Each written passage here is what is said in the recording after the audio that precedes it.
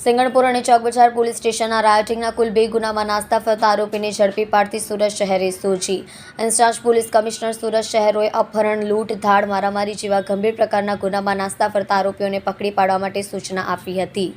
અધિક police commissioner શરદ Singhal, crime branch Rajdeepsinh Nakum એસઓજીના માર્ગદર્શન હેઠળ એસઓજીના પીઆઈ એપી ચૌધરીની સૂચના મુજબ કામગીરી કરવામાં આવી છે. Assistant head constable Jakshibhai Shantibhai, assistant police constable Devendra Dan Gambhirdhar નાઓને મળેલ બાતમીને આધારે અઠવા ખાંડેરાવપુરા નવાબી મસ્જિદ પાસેથી આરોપી મીત ઉર્ફે હેડન ગૌરીશંકર પંડ્યા ઉંમર 22 રહેવાસી મારુતિનંદન કોમ્પ્લેક્સ વિજયનગર 2 વેડ રોડ ચોક બજાર મૂળ વતન મહીસાગર નાને પકડી પાડવામાં આવ્યો છે. 6/3/2024 તથા અન્ય 7 મિત્રો રાસ ગરબા રમવા માટે ઝઘડો થયો, તેથી તમામ મિત્રો ભેગા થઈ લાકડી, તલવાર અને ધોકા વડે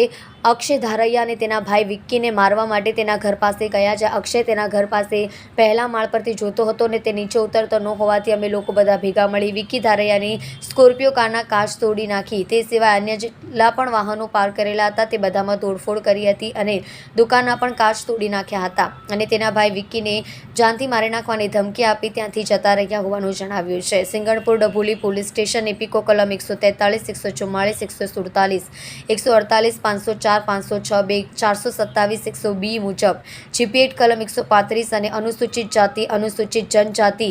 અધિનિયમ 1989ની કલમ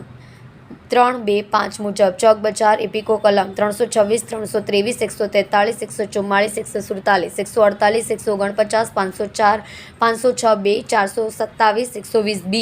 જીપીએટ કલમ 135ના અનુસૂચિત જાતિ અનુસૂચિત જનજાતિ અત્યાચાર નિવારણ અધિનિયમ 1989ની કલમ 3, 2 અને 5 મુજબ